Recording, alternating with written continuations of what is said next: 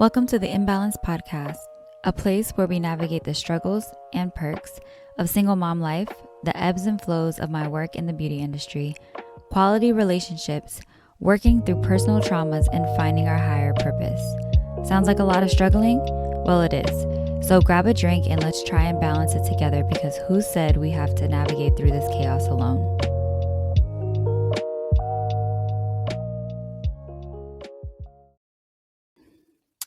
Welcome back to the Imbalanced Podcast with me, Kat, your host, to your weekly dose of mom brain, unfinished task, work fatigue, and simply trying to balance the unbalanceable with me.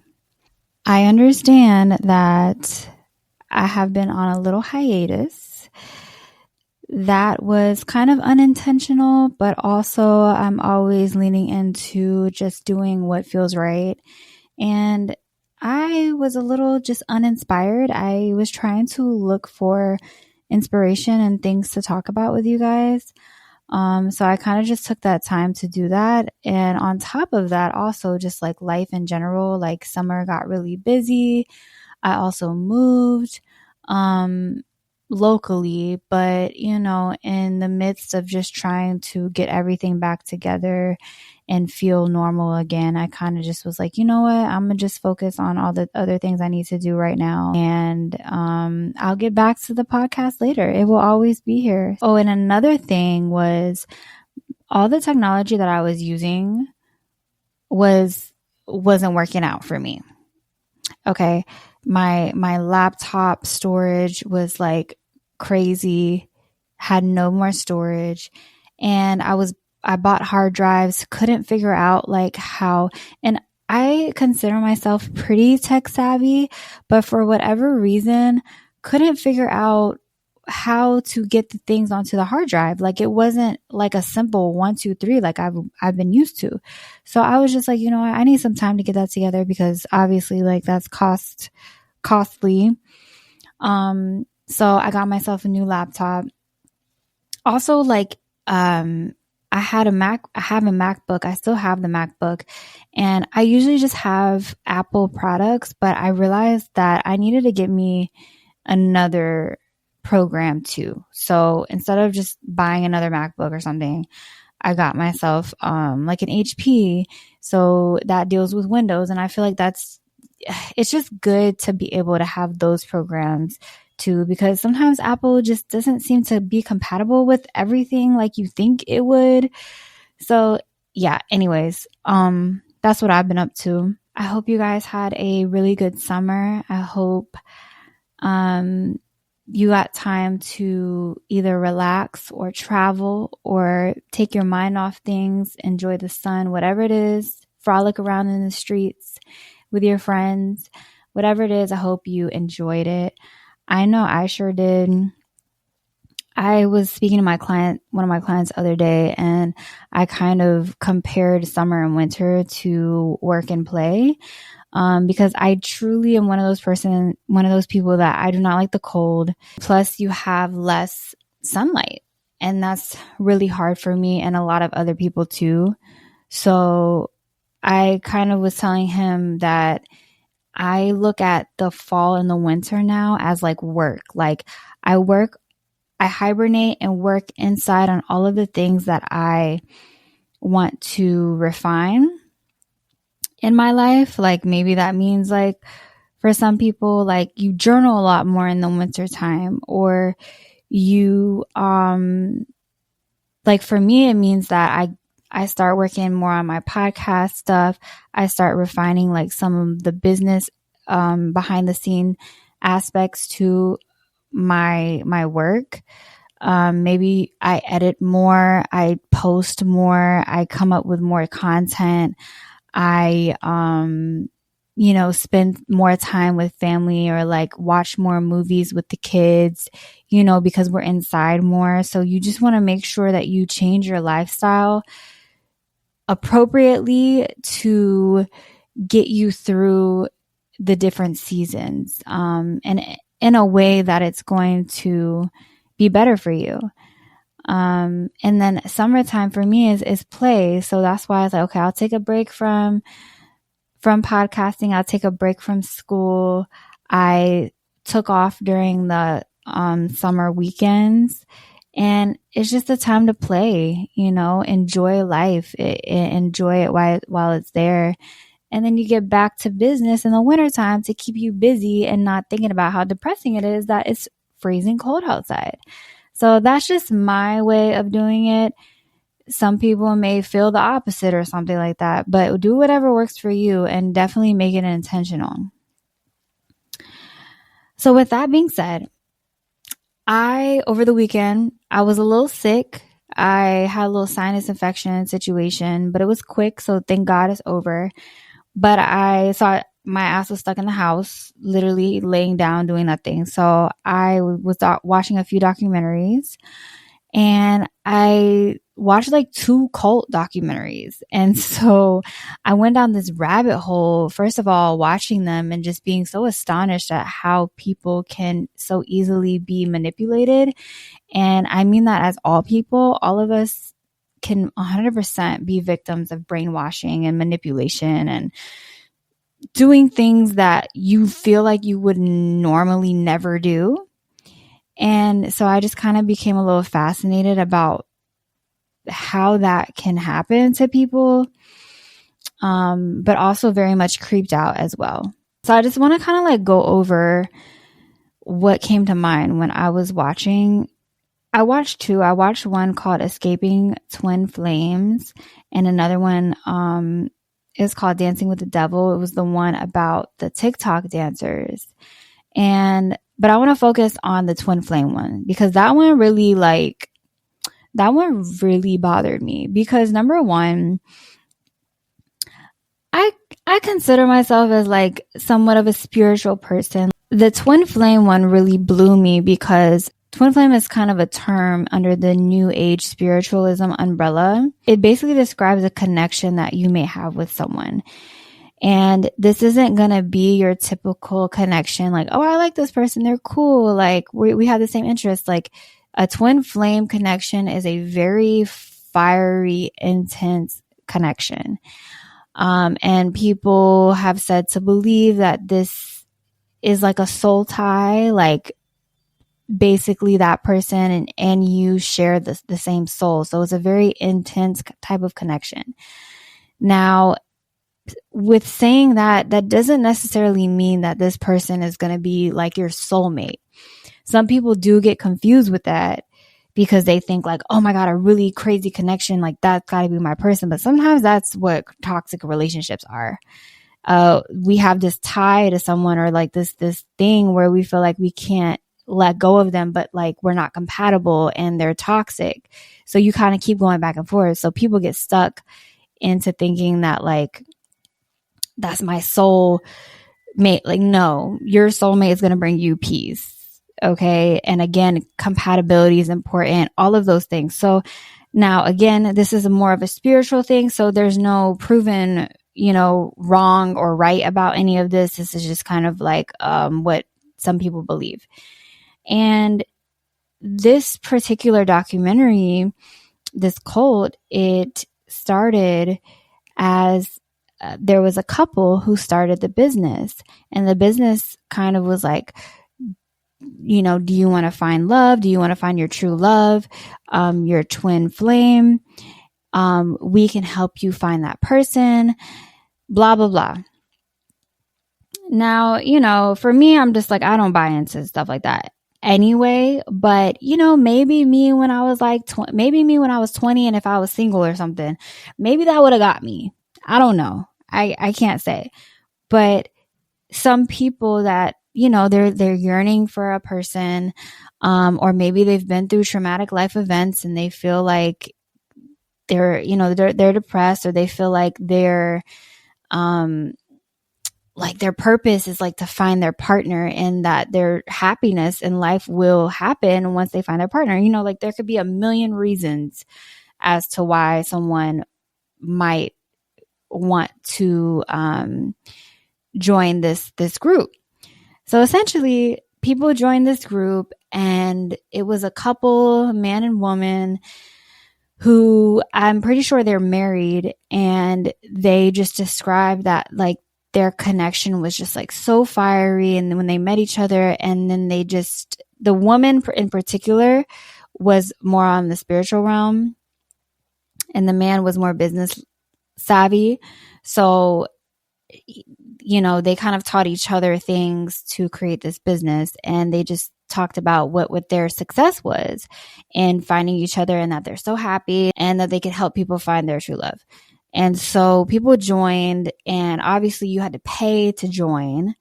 And then things it's like they slowly start feeding people stuff that feeds that person's vulnerability. And that's where it becomes a problem. So the guy ended up being like, we're the only people who can reach into our, spiritual realm and tell you who your twin flame is, and it sounds so crazy, but that's what these people were feeding them. And a lot of them were women, some were men, from all ages and different places. And they have a heavy group, and they're still active, actually. I'm a little creeped out by that part. After all of that, once you vet people in, they join the group, and then they train you and they give you coaching classes on like the things you need to do to manifest that twin flame. But where they went left was that a lot of the women were saying like, they use a lot of manipulation tactics, obviously. And then women would mention that they met someone somewhere at some point and was like, oh yeah, we had a connection. And then they would kind of forcefully like be like, well, that was your twin flame, so you need to go after them. And one of the women in the documentary actually ended up going to jail because the person that she was going after was like, bro, like, I don't want to be with you. Like, we're not twin flames. And that person was also her ex. So he ended up getting a restraining order against her. And then they ended up at the same place. She says that this part was like completely, she did not plan this, but they ended up at the same place at the same time. And so that she broke her restraining order, and she ended up in jail. And then when she got out of jail and she went back on her little Zoom call with her group of people, they were like, well, you need to do better. You should have known. Like it's like the blaming her. And on top of that, they all cults will at some point encourage you to break off ties with your family. When you're a person who you may be a little lost in the world, or that just this cult just gives you a sense of hope into what you want in life, you end up following what they tell you to do. And then they started also using the tactic of God. So although it wasn't necessarily a religious cult, they started mentioning as like the guy of the leader, between the two leaders, the guy and the girl, the guy really went with this like, I'm the only one that can tell you, like, I'm in, on earth in God form and blah, blah, blah. Really crazy shit, okay? But the part that got me was eventually, again, and they go through the whole evolution of how like the cult changed its tactics to continue to keep people in the cult. And mind you, people that are in the cult are in the cult, but there's also always new members. There's always going to be new people. So the tactic they used then, they use a new tactic, and that brings in a new group of people. So then they started playing around with masculinity and femininity. Now, mind you, none of these people are professionally licensed therapists, clinicians, psychologists, scientists, none of that. And they were trying to tell people that you can either be a masculine or feminine, which we know that's like not even true. But that's what they were telling people. And they had to do these coaching calls and things to learn what they are. And they would match them with either a feminine or a masculine, what they called that in the group. And this actually led to some of the women believing that they were actually men, and they changed their appearance and their life to do so. That was the part where it's like, imagine me, I identify as a straight woman, and someone telling me, no, you're a masculine, and that being a masculine means that you're a... Hey all, some of you may already know this, but besides being your podcast host, I'm also a cosmetologist. I have been in the beauty industry for the past 12 years, and I specialize in curly hair care, hair cutting, and coloring in the Northern Virginia area. My books are open, and if you'd ever like to book an appointment with me, please visit my website at www.kathlena.com. I also offer an adult and child versions of my ebook, Your Natural Hair Wash and Go Style Guide, which provides key information behind the science of hair, step-by-step wash, condition, and styling process, product recommendations, and more. Purchase right now and enjoy $10 off, no code required. Now back to the show.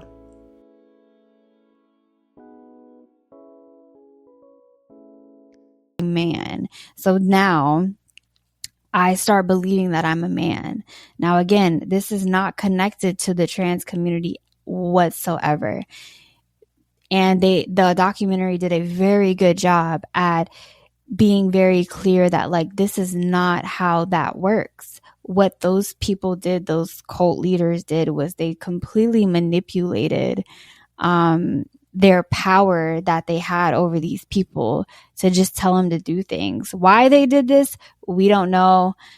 Well, why they did it was they exploited these people, and they used them to be rich, because you had to buy into the cult, obviously, or because you had to buy into the cult to be a group member. And then also they ended up treating it like an MLN,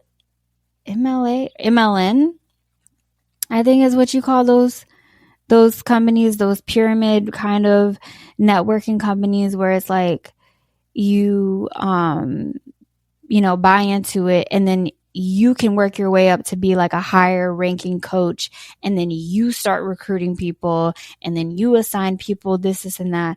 So they had people that were deep in this group who were just deeply delusioned, manipulated, all of this, until people started waking up. And it always takes like one person to leave, right? It's like finally somebody just is like, one of the girls was like, her point of leaving was when they were doing the masculine feminine thing, and then they matched her with a woman, and she was just like, that's not my twin flame, because I'm not lesbian. Like, it's as simple as that. And yeah, I don't care who you say I'm supposed to be with, like, I'm not lesbian. So this don't make no sense. So she left, and then other people started trickling out. They tried to, the thing is, there was no physical or sexual abuse, thankfully, but so therefore legal action towards these groups are very hard, because at the end of the day, it's basically an adult saying that someone made them do something without force. And that doesn't hold up well in court. But again, it's a lot of psychological things that these cult leaders do to people. And that's how kind of a lot of us could fall into them. And this is just one example of one. There's so many different ones. Not all of them are religious, because when we think of cults, we immediately think it's like a religion, but not all of them are religious. It's simply just like a group of people who believe that they can give you an answer to something that nobody else can help you with, and that you end up isolating yourself, cutting your family ties to gain some type of access. And that's what is so dangerous. So again, I just kind of went down a rabbit hole, because like that's the type of person I am. Like, once something catches my attention, I become like all in it. But that led me to the thought of like, I feel as though as human beings, of the way our brains work, we all have the capability of falling into traps like that.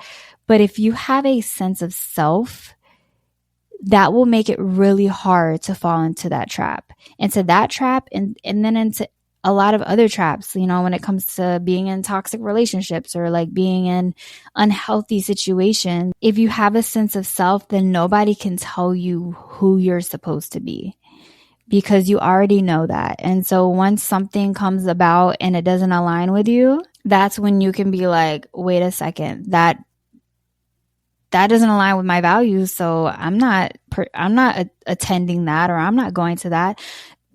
Here's an example. Literally yesterday. So like the CBC is happening this weekend. And, a lot of the single ladies were like, okay, maybe we should go outside because there might be like some cute men, a lot of things going on this weekend, whatever. And my friend came upon this, like a Eventbrite event, and it's called CBC Manifest Him, and it's like a yoni business. And again, I'm not even trying to bash the business. I just think it's like the message behind it is just so trash that we are being capitalized off of for being single. So it's $150 to attend, and you get, a yoni steaming, like meditation, like cool. Like it sounds like a nice little spa day. And if you're a person who believes in the yoni steaming stuff, like good for you, go get that done. But they're prefacing it as if like manifesting him, like you need to detox your vagina and yourself in order to open yourself up into finding your man at the CBC weekend. And I'm just like, bro, like what the fuck is going on? Like that is terrible. I think maybe just be like, we're going to have a discount this weekend. Or we have a promotion, not discount, but a promotion this weekend. Come join us. You get a free like at home yoni care when you leave. Like something like that. Instead of being like, hey, we need to spend $150 so that we can manifest our man. And also that it's like our problem. Like we need to detox our vaginas. That might be the problem. No, it's not. That's not the problem. They need to detox their things. They need to clean their aura.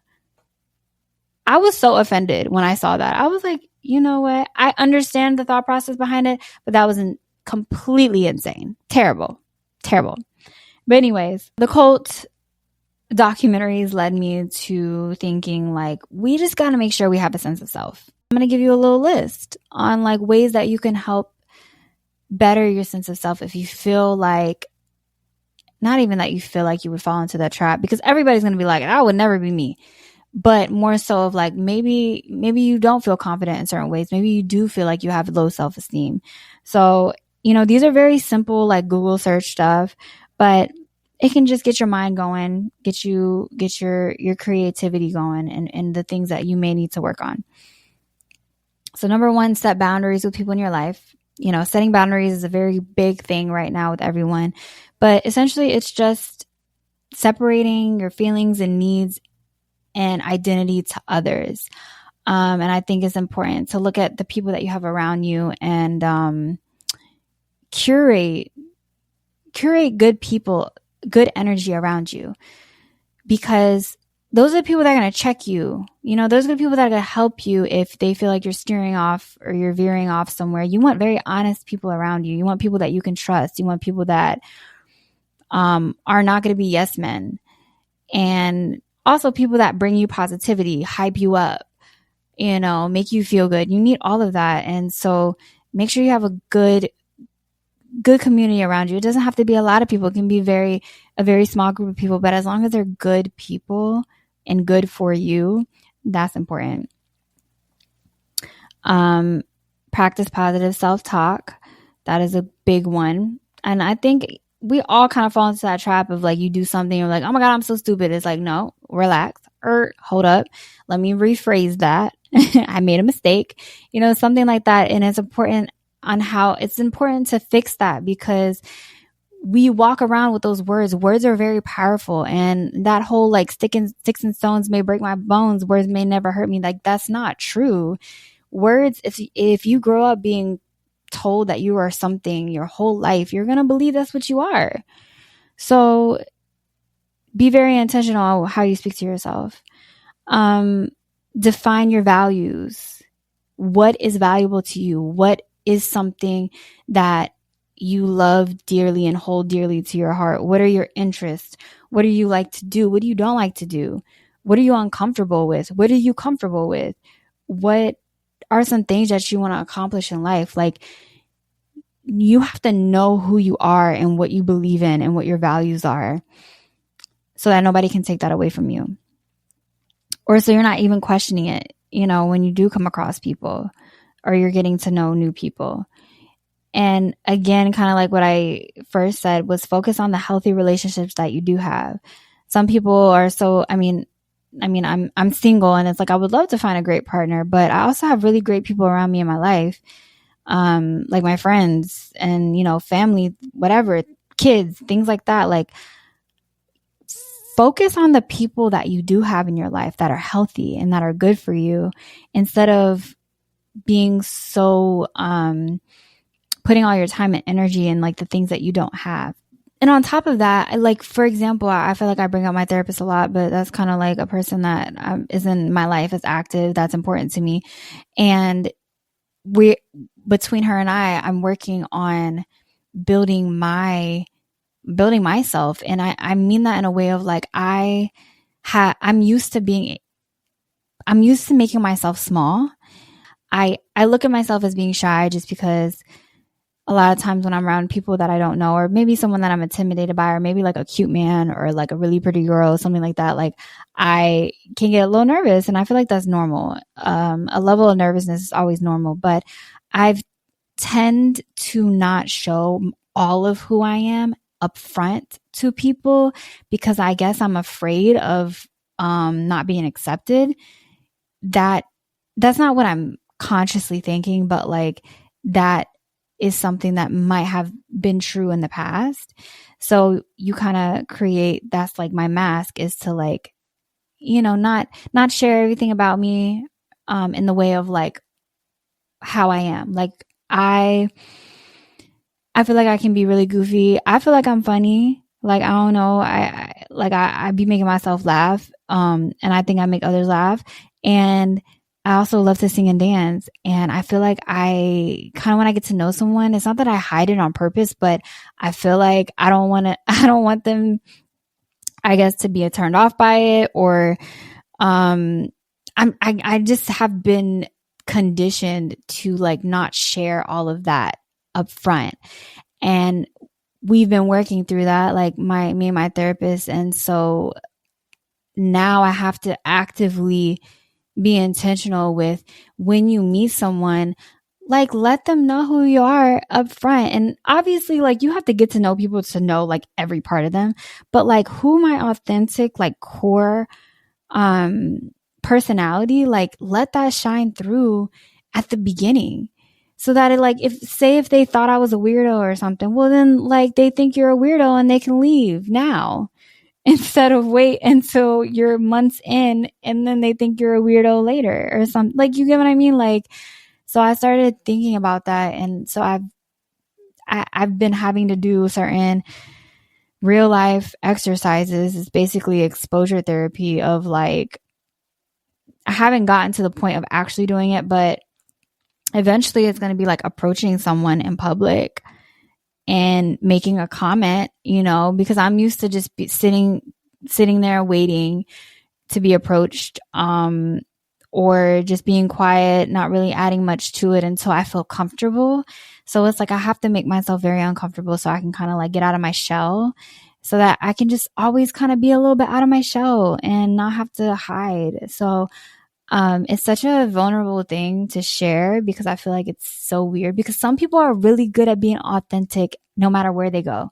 Like, some people is like, that's such and such, and she gonna act like that at the salon, she gonna act like that at the grocery store, she gonna act like that at home. Like, and I really love people like that, But not everybody's like that. Not everybody has to be like that either.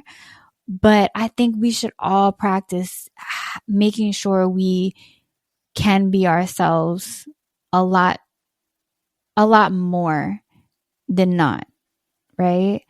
So that is just like a simple exercise that I've been doing. Like she's been creating like scenarios and I'm like talking back and forth. Like if, I'm approached, like things that I can say, or even, instead of asking questions, getting really good at storytelling. Like, you're being asked questions, or you're in a setting where you're kind of getting to know someone, but then you can veer off and like tell a story about something, and being able to recognize like, oh, this is a good time to do that. And I feel like people that are really good with like communicating and, like people that are good at networking, like just good at being out in the world and just starting conversations, they already know this, like in the back of, like they don't have to think about it. That's just how they are in the world. But for some of us who are kind of like awkward girlies, and we're a little bit like, we don't know what to do or say, we have to be able to really break down communication and how to just better be in the world, and be seen, because it's like we here living, but like we need to make sure we're being seen too. Everybody deserves a place in that. Also, what I wanted to touch on too is that there's a lot of psychological warfare that happens after people do escape from cults. There's a lot of shame that based off of what I saw, the shame can really, really fuck you up. Like thinking that you're a seemingly good person and you do something that you doesn't really align with who you are, but then you see clearly again, having that shame that you did that can really cause a lot of destruction. So I know that there are there's therapy for people specifically who, got out of cults. And also the cults that were abusive. There is some that are sexually and physically abusive or mentally, whatever. So that is very specific in what type of healing that you need. And so I hope that anybody who has suffered from that they have gotten the help that they need. The people in the documentary, I mean, like some of them, like I was tearing up because I was just like, man, like you can just tell they didn't have the words to describe how they felt afterward, that they knew that like that was just all crazy. And then they finally left and it was like just so easy. Like they clicked off or whatever it is. They removed the group and it's like they're out of it. And they didn't know how to kind of move forward. So I just hope if anyone's dealing with that they get all the proper help that they need. Again, always remember, people, licensed professionals. You see my video online or you see anyone else's videos online on like ways to help you do A, B, and C. If you feel like you have a really serious problem, you have to see a licensed professional before any of this could even be possible. You know what I mean? So, I hope people understand like the weight of that. And yeah, well, it was nice to be back. I will say, I hope you guys enjoyed this episode. Again, like, share, subscribe, comment, whatever you wish. And I will see you guys next time. Let's stay connected. You can find me on Instagram at Imbalanced with Kat or on my website, imbalancedpod.com. Give me a follow or a podcast review and I'd love to share it on air. Thanks again for listening. Hope you enjoyed the show.